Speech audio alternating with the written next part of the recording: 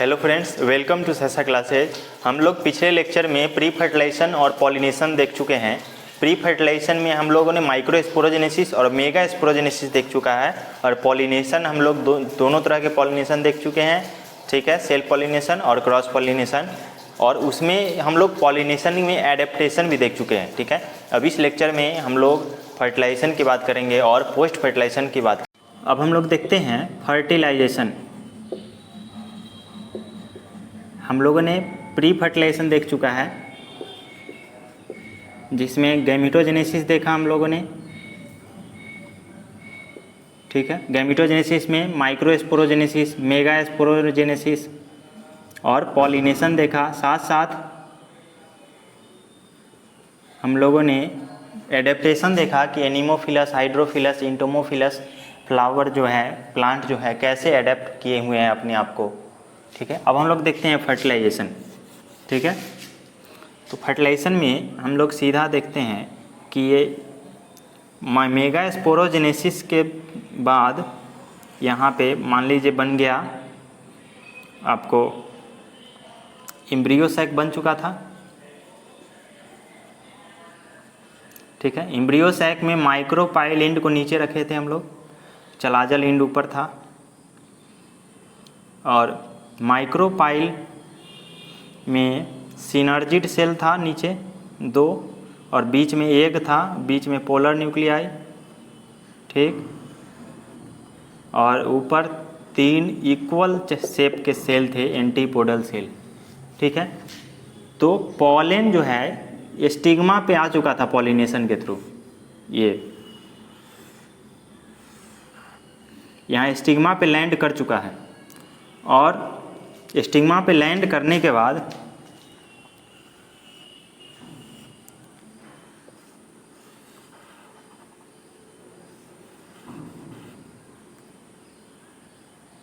यहाँ पे embryo sac है। स्टिग्मा पे लैंड करने के बाद हम लोगों ने देखा था पॉलन ग्रेन में जर्म पोर होता है, जहाँ पे स्पोरोपोलिनिन प्रेजेंट नहीं है, जर्म पोर। ठीक है, तो इसी जर्म पोर के थ्रू ये जो है, जैसे मान लीजिए जेनरेटिव सेल है। ठीक है, और ये वेजिटेटिव सेल है। तो वेजिटेटिव सेल क्या करेगा, पहले पहचान लेगा स्टिग्मा कि हाँ ये राइट पॉलन है। उसके बाद क्या करेगा, स्टिग्मा इसे न्यूट्रिशन देना शुरू करेगा। किसको? वाटर और न्यूट्रिशन देना शुरू करेगा। किसको? इस पॉलन ग्रेन को, जिसके कारण क्या होगा, ये वेजिटेटिव सेल ट्यूब का स्ट्रक्चर बनाना शुरू कर देगा, यहाँ पे ट्यूब का। ठीक है, और ट्यूब का स्ट्रक्चर बनाते बनाते स्टाइल के थ्रू होते होते ओवरी में आ जाएगा ये। ठीक है, और ओवरी में होते होते अब ओवरी में जैसे ही इंटर करेगा, अब इसको कैसे पता कि एम्ब्रियो सैक यहीं पे है, हो सकता है कहीं और रहे, हो सकता है कहीं और ओव्यूल रहे। तो एम्ब्रियो सैक को तक आने के लिए सिनर्जिड सेल में एक स्ट्रक्चर होता है फिलीफॉर्म एपरेटस। फिलीफॉर्म एपरेटस जो क्या करता है, केमिकल रिलीज करता है, और वही केमिकल जो है, ये एक्सेप्टर कौन होता है, पॉलन ट्यूब, जिसके कारण क्या होगा, ये फिलीफॉर्म एपरेटस, ये सिनर्जिड सेल केमिकल रिलीज करता रहेगा, ताकि इसको पता चले कि हाँ किधर आना है। तो यहाँ पे आखिर पॉलन ट्यूब क्या कहाँ तक आ जाएगा, इस एम्ब्रियो सैक यानी ओव्यूल के माइक्रोपाइलिन की तरफ आ जाएगा। ठीक है, इसको हम लोग क्या बोलेंगे, पॉलन ट्यूब, पॉलन ट्यूब। और ये जेनरेटिव सेल साथ साथ डिवाइड करेगा एक बार, और डिवाइड करने के बाद 2 मेल गैमीट बना लेगा। ठीक है, 2 मेल गैमीट बना लेगा ये जेनरेटिव सेल, और पॉलन ट्यूब होते होते फिलीफॉर्म एपरेटस हेल्प करेगा इसको एंट्री में। ठीक है, मान लीजिए इधर से एंट्री हो रहा है और ये एंट्री हो गया। ठीक है, और साथ में 2 मेल गैमीट भी आया, और एंट्री जैसी होता है ना, फिलीफॉर्म एपरेटस जो है डीजेनरेट कर जाता है। डीजेनरेट करने के बाद क्या होगा, यहाँ पे देखिए फर्स्ट मेल गैमीट जो होगा, फर्स्ट मेल गैमीट फ्यूज करेगा एग के साथ, फर्स्ट मेल गैमीट फ्यूज करेगा एग के साथ और बनाएगा आपको जाइगोट। और क्योंकि मेल गैमीट हेप्लॉइड होता है, एग भी हेप्लॉइड है, और हेप्लॉइड मिलके क्या बनाएगा, जाइगोट बनाएगा। और जो सेकेंड मेल गैमीट है, ये सेकेंड मेल गैमीट, वो यहाँ जो प्रेजेंट पोलर न्यूक्लियाई है,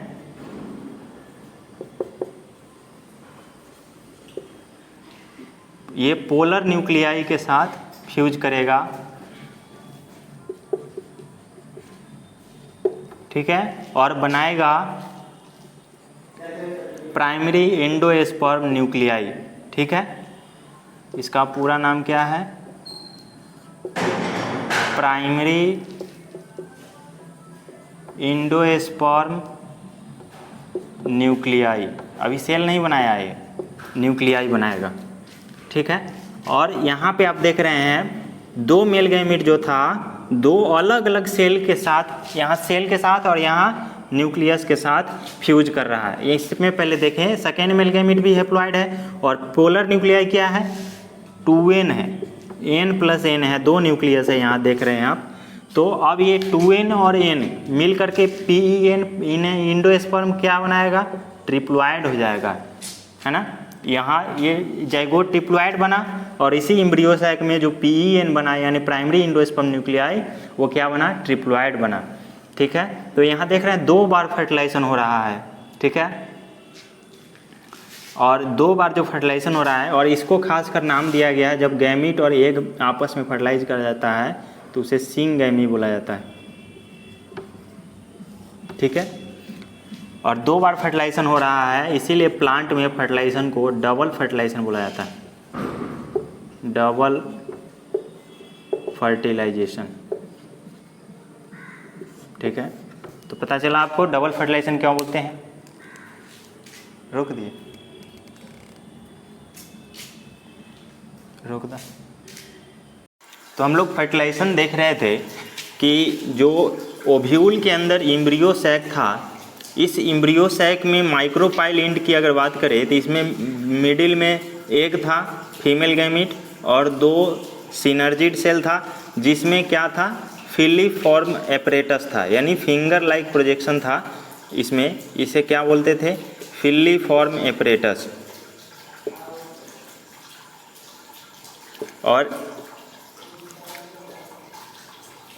और यही फिलीफॉर्म एपरेटस जो है पॉलन को गाइड करता था यहाँ तक आने में, पॉलन ट्यूब को गाइड कर रहा था इस एम्ब्रियो सैक में आने तक। ठीक है, जब एम्ब्रियो सैक में पॉलन ट्यूब आ जाएगा और दोनों मेल गैमीट आ जाएगा, तो तब क्या होगा, हम लोग उसकी बात कर रहे थे फर्टिलाइजेशन में, जिसमें हम लोग देख रहे थे कि एक मेल गैमीट, अच्छा इसमें जो है मिडिल में क्या रहता है, पोलर न्यूक्लियाई,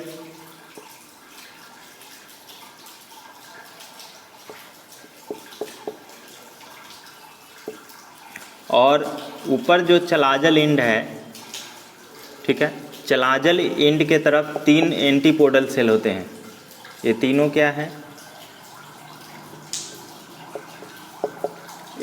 एंटीपोडल सेल। ठीक है, तो जब पॉलन ट्यूब से 2 मेल गैमीट आ जाएंगे, जिसमें कि जिस समय क्या होगा, सिनर्जी सेल तो डिजेनरेट हो जाएगा।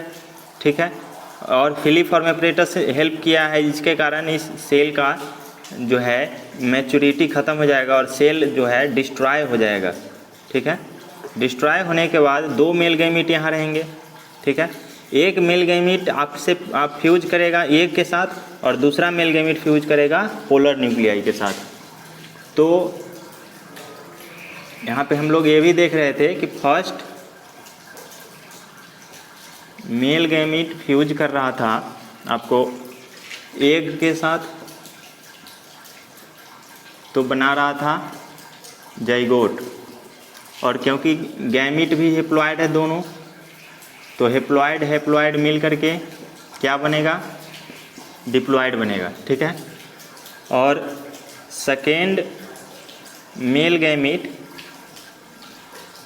जो था वो पोलर न्यूक्लियाई के साथ में फ्यूज कर रहा है,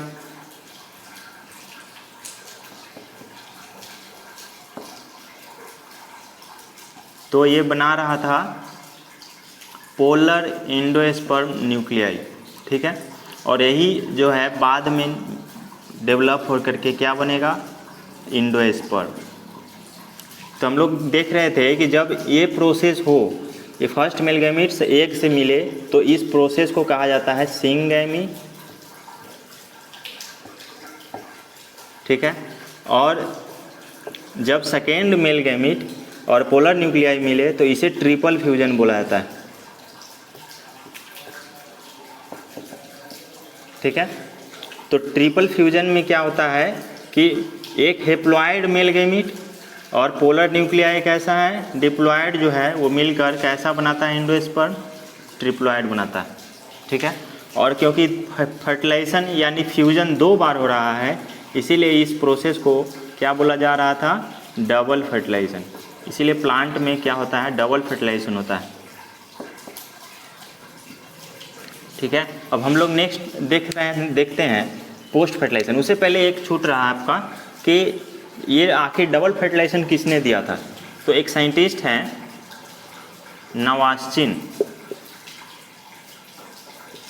नवास्चिन साइंटिस्ट जो हैं वही इस डबल फर्टिलाइजेशन को डिस्कवर किए थे कि फर्टिलाइजेशन इसमें 2 बार होता है, एक मेल गैमीट एक के साथ और दूसरा मेल गैमीट पोलर न्यूक्लियाई के साथ। ये नवास्चिन है, ठीक है। अब देखते हैं हम लोग पोस्ट फर्टिलाइजेशन।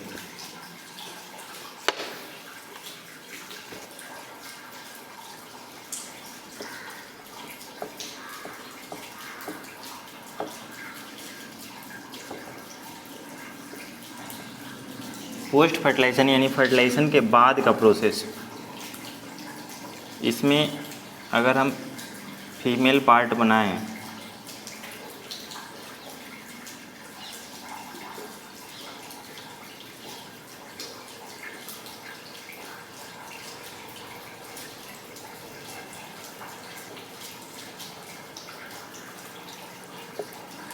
ये स्टिग्मा है, स्टाइल है,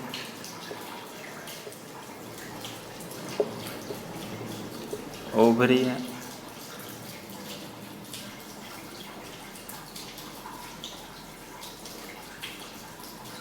और यहाँ आपका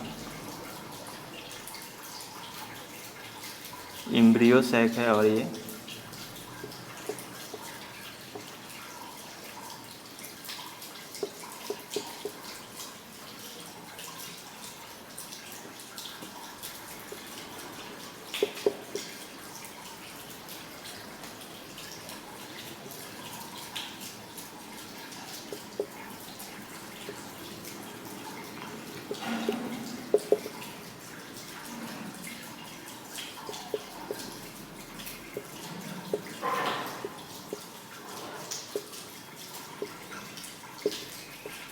गाइनोसियम। तो इसमें अगर देखें तो ओव्यूल में 2 इंटेगुमेंट होते हैं,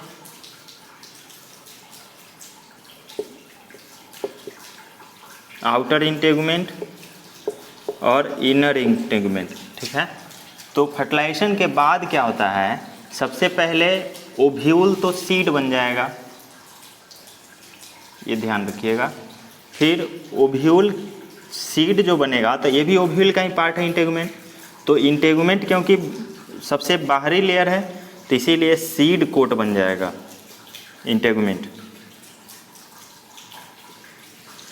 ठीक है। और ओवरी क्या बनता है, फ्रूट बनता है, ठीक है। और स्टिग्मा और स्टाइल जो है ये सब डीजेनरेट कर जाते हैं, ठीक है। और एम्ब्रियो सैक की बात करें तो एम्ब्रियो सैक में ऊपर एंटीपोडल सेल होते हैं और नीचे एग होते हैं और सिनर्जिड सेल। तो इसमें नीचे वाला सिनर्जिड सेल सबसे पहले यहाँ लिखें तो 2 तरह से लिख सकते हैं कि कौन डिजेनरेट होते हैं, कौन आपको रह जाते हैं। तो सिनर्जिड सेल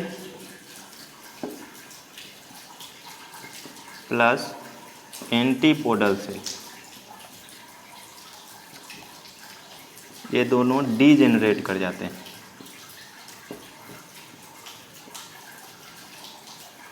और इसमें बीच में आपका एंडोस्पर्म है,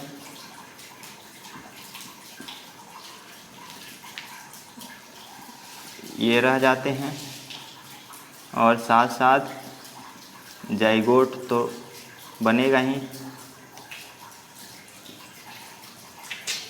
ठीक है, तो पोस्ट फर्टिलाइजेशन के बाद यही होता है आपको। तो सीड और फ्रूट रहेगा। सीड ओव्यूल से बनेगा, फ्रूट किससे बनेगा? ओवरी से बनेगा। ठीक है। और आपको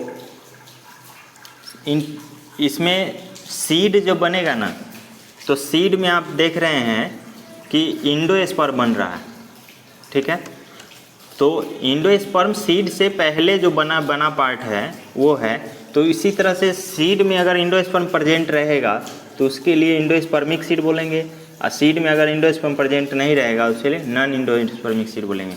इसीलिए सीड दो तरह के, हम नेक्स्ट स्लाइड में बात करते हैं। ठीक है, इससे पहले हम लोग रफ करते हैं।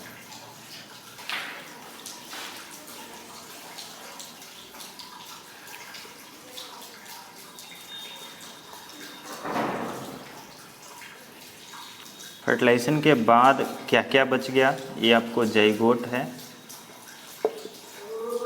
और ये एंडोस्पर्म है। कभी कभी क्या होता है, एंडोस्पर्म किसी किसी प्लांट में सेल का फॉर्म नहीं लेते हैं, इसमें सिर्फ कैरियोकाइनेसिस होगा और बहुत सारे एंडोस्पर्मिक न्यूक्लियाई बना लेगा, लिक्विड फॉर्म में रहेगा। क्यों लिक्विड फॉर्म में क्यों रहेगा? क्योंकि इसमें सेल वाल नहीं बनते हैं, इतने न्यूक्लियाई डिवाइड करते हैं कि ये लिक्विड फॉर्म में हो जाते हैं। तो ऐसा आप लोगों ने देखा होगा, जैसे कोकोनट जो वाटर हम लोग पीते हैं वो क्या है? वो एक्चुअली फ्री एंडोस्पर्म ही है जो हम लोग कोकोनट वाटर पीते हैं। ठीक है, और उसी में आप देखते जाएंगे जितना कोकोनट वाटर पुराना होता जाता है उतना उसमें क्या वाटर कम जाता है। क्यों? क्योंकि वही वाटर जो है फिर सेल का फॉर्म लेने लगते हैं और लेयर बनाने लगते हैं। ठीक है, और कुछ एंडोस्पर्म क्या होने लगते हैं, ये जाइगोट को नॉरिशमेंट देने लगते हैं और कुछ लेयर बनाने लगते हैं। तो इसीलिए जितना पुराना आप कोकोनट लेंगे उतना आपका कम वाटर रहेगा। ठीक है, और जितना नया कोकोनट लेंगे उतना कोकोनट वाटर आपको ज़्यादा मिलेगा, क्योंकि उसमें फ्री एंडोस्पर्म पूरा अभी भरपूर है। ठीक है, ये तो बार बार हम बता रहे हैं कि एंडोस्पर्म ट्रिप्लॉइड होता है, जाइगोट डिप्लॉइड होता है। ठीक है, तो ये आपका जाइगोट है। ठीक है, तो अब जाइगोट से क्या बनता है? एम्ब्रियो। तो एम्ब्रियो में सबसे पहले आपको प्रो एम्ब्रियो बनेगा। ठीक है, एनसीईआरटी में भी पूरा शेप दिया हुआ है।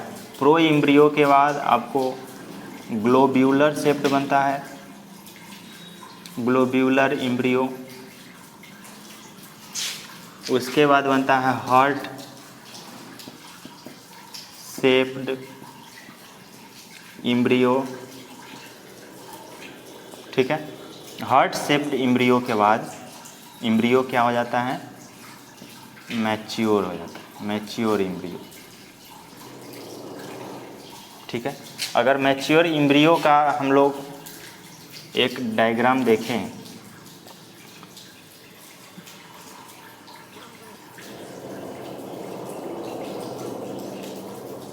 तो ये डाइकॉट के एम्ब्रियो का बात कर रहे हैं, जिसमें ये क्या है? कॉटिलीडॉन है। ठीक है, ये भी कॉटिलीडॉन है, 2 कॉटिलीडॉन होगा। और आपको ये कॉटिलीडनरी नोड है, ये जो पूरा है जहाँ से कॉटिलीडॉन जुड़ा हुआ है, ये क्या है? कॉटिलीडनरी नोड है। ठीक है, और नीचे वाला लास्ट पार्ट जो है, ये लास्ट पार्ट ये रेडिकल है, रूट बनाएगा। और ऊपर वाला ये पार्ट क्या है? प्लीम्यूल है, सूट बनाएगा जब जर्मिनेट करेगा। रेडिकल जो है कवर्ड रहता है रूट कैप से, ठीक है। और यहाँ देख रहे हैं कॉटिलिनरी नोड और रेडिकल के बीच में जो पोर्शन है बचा, इसे हम लोग हाइपोकोटाइल बोलते हैं। और उसके ऊपर वाला पार्ट और प्लीम्यूल के नीचे वाला पार्ट को ईपीकोटाइल बोला जाता है, ठीक है। तो यही आपका पूरा मैच्योर एम्ब्रियो का स्ट्रक्चर है, ठीक है। अब हम लोग थोड़ा और देखेंगे कि मोनोकॉट के एम्ब्रियो का क्या स्ट्रक्चर होता है। अगर मोनोकॉट की बात करें, मोनोकॉट में क्या होता है, एक कॉटिलीडॉन होता है, ठीक है। एक कॉटिलीडॉन है, सिंगल कॉटिलीडॉन है।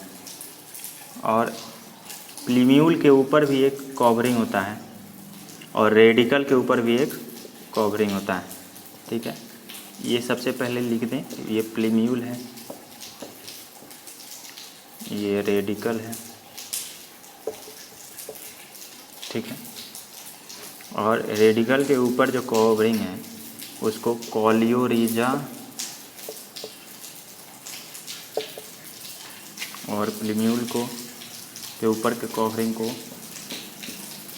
कॉलियोप्टाइल। अब इसको याद करने का सिंपल है, प्ली से प्लीम्यूल, पी से प्टाइल, आर से रेडिकल, आर से रीजा, कॉलियोरिजा और कॉलियोप्टाइल, ठीक है। और इसमें आप देखेंगे कि जैसे डाइकॉट में 2 कॉटिलीडॉन होता है, तो मोनोकॉट में 1 कॉटिलीडॉन है, लेकिन साथ साथ इसी में थोड़ा सा फॉल्स कॉटिलीडॉन के फॉर्म में निकला हुआ स्ट्रक्चर होता है, ठीक है। इसे ईपी ब्लास्ट बोला जाता है, ईपी ब्लास्ट। ईपी ब्लास्ट को क्या बोल सकते हैं, फॉल्स कॉटिलीडॉन, फॉल्स कॉटिलीडॉन, ठीक है। तो ये आपका क्या है, मोनोकॉट का एम्ब्रियो का स्ट्रक्चर है, ठीक है। और इसी तरह हर मोनोकॉट होगा, चाहे ग्रास का हो चाहे कुछ हो। हाँ, कॉटिलीडॉन को मोनोकॉट में क्या कहा जाता है, एस्क्यूटेलम कहा जाता है,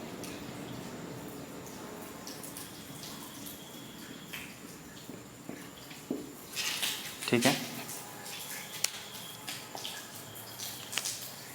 ये है आपका पोस्ट फर्टिलाइजेशन में एम्ब्रियो, ठीक है। अब हम लोग सीड जो बनता है, सीड के बारे में बात करते हैं, फिर फ्रूट के बारे में बात करते हैं, ठीक है। पोस्ट फर्टिलाइजेशन में जो सीड बनता है उसकी बात हम लोग करते हैं। इसमें आपको याद होगा अभी कि जो जाइगोट था, ये जाइगोट बनने के बाद इसमें जो इंडोस्पर्म है ये पहले बनता है, ठीक है। जाइगोट तब तक थोड़ा रेस्ट करेगा, ठीक है। ये इंडोस्पर्म बनता है। और जब अब बारी आती है जाइगोट के डेवलपमेंट की, ये जाइगोट जब एम्ब्रियो बन रहा होता है तो क्या होता है, इंडोस्पर्म को यूज करता है। इंडोस्पर्म नॉरिशमेंट प्रोवाइड करता है, किसको, एम्ब्रियो को, डेवलपिंग एम्ब्रियो को, डेवलपिंग एम्ब्रियो को। यानी जाइगोट जब बड़ा हो रहा होता है उसको नॉरिशमेंट कौन देता है, इंडोस्पर्म देता है, ठीक है। तो क्या होता है, कभी कभी इंडोस्पर्म पूरा यूज हो जाता है जाइगोट से एम्ब्रियो बनने में। इंडोस्पर्म कभी कभी क्या होता है, इंडोस्पर्म यूज नहीं हो पाता है, कुछ इंडोस्पर्म रह जाते हैं, तो उसी के बेसिस पे सीड को बांटा गया, ठीक है। सीड को 2 भागों में बांटा गया है, एक non albuminous seed, albuminous seed जिसमें क्या होगा, एल्ब्यूमिनस नहीं होगा, यानी इंडोस्पर्म नहीं होगा। और एक होता है एल्ब्यूमिनस सीड, एल्ब्यूमिनस सीड, इसी को बोल सकते हैं non endospermic seed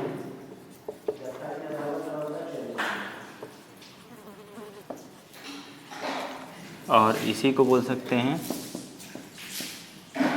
endospermic seed. ठीक है, इसमें क्या होगा, कंप्लीटली यूज्ड अप। कौन? इंडोस्पर्म। इंडोस्पर्म कंप्लीटली यूज हो जाता है। ठीक है, तो इसके एग्जाम्पल हो गए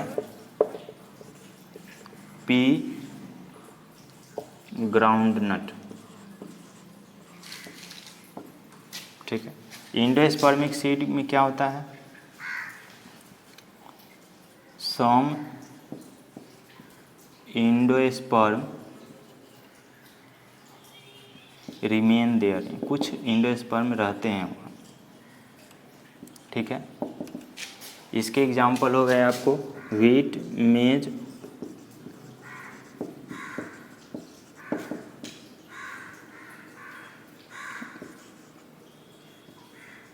बार्ले।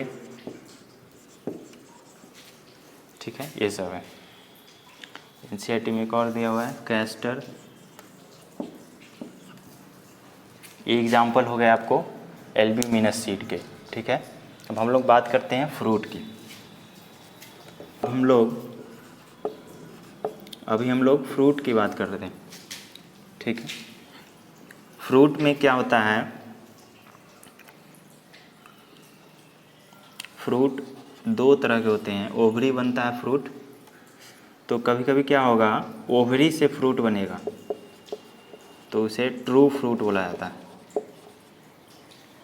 हम लोग जानते हैं कि जो फीमेल पार्ट में जो स्ट्रक्चर ओवरी है, इसको टिपिकली नेचुरली ओवरी से बनना चाहिए फ्रूट।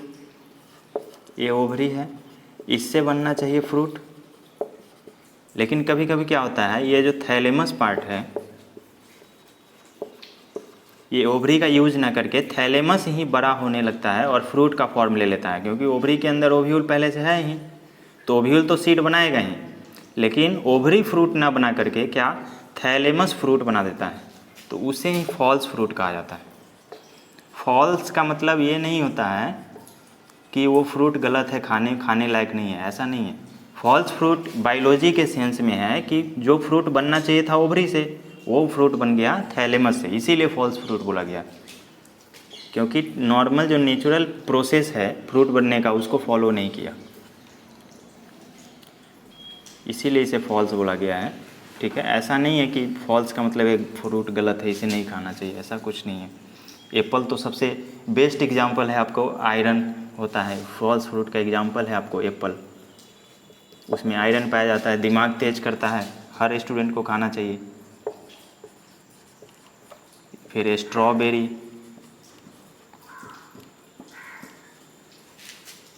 ठीक है, ये सब आपको फॉल्स फ्रूट के एग्जाम्पल है।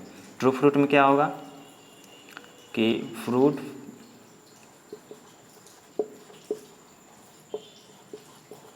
Formed from ovary. यहाँ क्या होगा, fruit formed from other than ovary, माने ओवरी के अलावा किसी दूसरे पार्ट से अगर फ्रूट बन जाए, जैसे थैलेमस से बन रहा है किसमें, एप्पल और स्ट्रॉबेरी में ही पूछता है हमेशा, ये थैलेमस से बनता है। एप्पल और स्ट्रॉबेरी जो है किससे बनता है, थैलेमस से बनता है फ्रूट।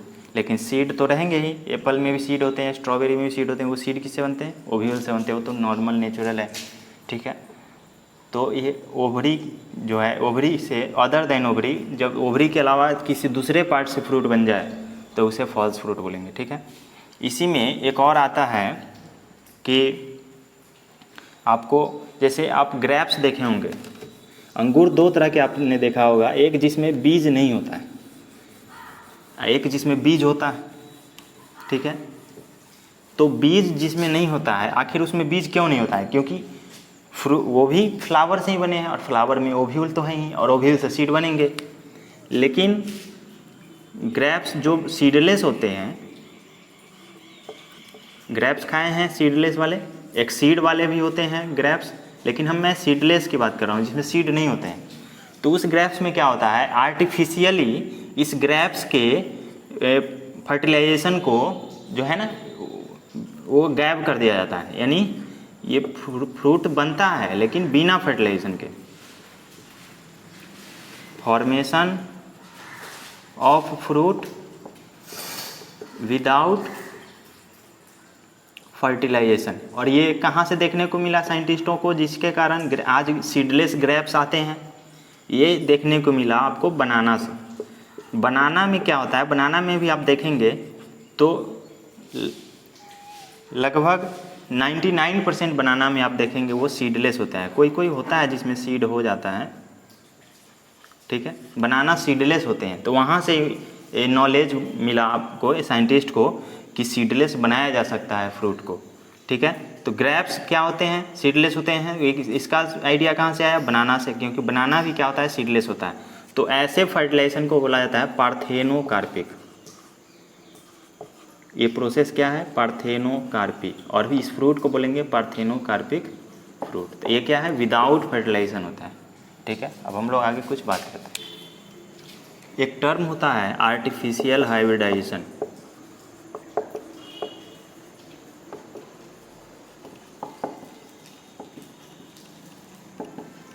ठीक है, आर्टिफिशियल हाइब्रिडाइजेशन क्या होता है, जो नॉर्मली नेचुरली जो फ्रूट बनते हैं या सीड बनते हैं वो हम लोग खुद से सीड बनाना चाह रहे हैं, और वो कैसे बनता है उसी के बारे में पढ़ना है। हाइब्रिड आर्टिफिशियल हाइब्रिडाइजेशन है, ठीक है। जैसे मान लीजिए अभी के समय में आपको बहुत सारे हाइब्रिड वेराइटी के आपको धान के, ठीक है, गेहूं के सीड मिल रहे हैं, और वो ऐसे डिजायर्ड सीड हैं कि आप उसमें जैसा चाहे वैसा वो प्रॉपर्टी वाला वो सीड बना पा रहे हैं। वो कैसे होता है, जैसे मान लीजिए एक मेल फ्लावर है और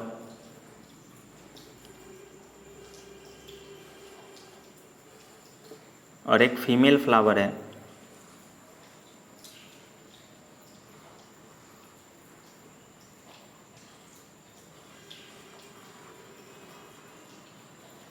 ठीक है। तो क्या होता है, हम लोग जैसे ये फ्लावर ग्रो करते हैं, हम इसको जो है ये मैच्योर होने से पहले क्या करेंगे, इसमें अगर बाइसेक्सुअल पार्ट है, अगर बाइसेक्सुअल फ्लावर है तो हम इस मेल पार्ट को काट देंगे और इसमें फीमेल पार्ट जो था उसे काट देंगे, ठीक है। तो जिसके कारण क्या होगा, अगर सेल्फ पॉलिनेशन होने वाला जो फ्लावर था वो सेल्फ पॉलिनेशन नहीं हो पाएगा, क्योंकि एक पार्ट तो हमने काट दिया, मेल पार्ट या फीमेल पार्ट, ठीक है। तो इस प्रोसेस को बोला जाता है इमैस्कुलेशन। सबसे पहले क्या किया हम लोगों ने, इमैस्कुलेशन किया, जिसके कारण क्या हुआ कि कोई एक पार्ट मेल पार्ट या फीमेल पार्ट हम लोगों ने काट दिया, ठीक है।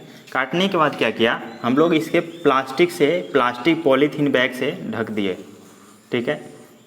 तो उसे क्या बोलेंगे, बैगिंग, यानी ढक दिए, उसे बैग कर दिए, ठीक है। बैगिंग करने के बाद क्या किए हम लोगों ने, जहाँ से मेल पार्ट था वहाँ से जैसा हम लोगों ने पॉलन ग्रेन चाह रहा था वैसा पॉलन ग्रेन मिला, तो वैसा पॉलन ग्रेन ढूंढे और उसको कलेक्ट किए, ठीक है। तो collection of desired pollen grain, ठीक है। डिजायर्ड पॉलन ग्रेन हम लोगों ने कलेक्ट कर लिया। फिर क्या होगा, हम डस्टिंग करेंगे, इस बैग को हटा देंगे और फिर स्टिग्मा पे पॉलन ग्रेन को लेकर के, जो पॉलन ग्रेन हम लोग ढूंढा है जैसा चाह रहा था बनाने का, उस स्टिग्मा पे डस्ट करेंगे, है ना, डस्टिंग ऑफ पॉलन ग्रेन, ठीक है। डस्टिंग करने के बाद क्या करेंगे, फिर से ढक देंगे ताकि दूसरा पॉलन ग्रेन आकर के इस पे स्टिग्मा पे से ना चिपक जाए, ठीक है। फिर से बैगिंग कर देंगे और फिर से बैगिंग करने के बाद हम लोग क्या देखेंगे कि इसमें फिर ओवरी से फ्रूट बनेगा और इसमें ओव्यूल से सीड बनेगा, और जैसा सीड चाह रहे हैं वैसा सीड हमें मिल जाएगा, ठीक है। तो ये कंप्लीट प्रोसेस किसका है, आर्टिफिशियल हाइब्रिडाइजेशन का, ठीक है। पोस्ट फर्टिलाइजेशन में क्या होता है, हम लोगों ने ये भी देखा है कि मान लीजिए यही फ्लावर हम लेते हैं, ये फ्लावर में क्या है, ये पीटल भी है और यहाँ ग्रीन पार्ट पे हम लोग देखे थे, इसे क्या बोल रहे थे, सेपल। तो क्या होता है, बहुत सारे ऐसे फ्रूट हैं जिसमें सेपल भी फॉल ऑफ हो जाते हैं, गिर जाते हैं, पीटल भी गिर जाते हैं, एंथर भी गिर जाते हैं, सिर्फ क्या बच जाते हैं, स्टिग्मा स्टाइल भी तो डिजेनरेट हो ही जाते हैं, सिर्फ क्या बच जाते हैं, ओवरी, जिसके बाद क्या बनेगा, फ्रूट बनेगा। लेकिन बहुत सारे ऐसे एग्जाम्पल हैं जैसे ब्रिंजल, ब्रिंजल में अभी भी सेपल लगे रहेंगे, सेपल गिरते नहीं हैं, वो अभी भी अंत तक सेपल लगे रहते हैं। फिर स्ट्रॉबेरी, इसमें भी सेपल लगे रहते हैं। ऐसे कुछ एग्जाम्पल है जिसमें सेपल रिमेन इंटैक्ट होते हैं, वो फॉल ऑफ नहीं होते हैं। ठीक है, तो यही है आपका पूरा पोस्ट फर्टिलाइजेशन। ठीक है, और ये चैप्टर आपका समाप्त हो गया, ये चैप्टर समाप्त हो गया। इससे रिलेटेड हम लोग फिर क्वेश्चन करेंगे, जो प्रीवियस ईयर क्वेश्चन है वो क्वेश्चन करेंगे, नेक्स्ट लेक्चर में हम लोग क्वेश्चन करेंगे। ठीक है, तब तक के लिए आप इसे अच्छे से NCERT रिवाइज करें, पढ़ें। ठीक है, और आप दोस्तों के साथ शेयर करें इस वीडियो को, ताकि वो भी पढ़ें, और हमारे चैनल को लाइक करें, सब्सक्राइब करें। ठीक है, धन्यवाद।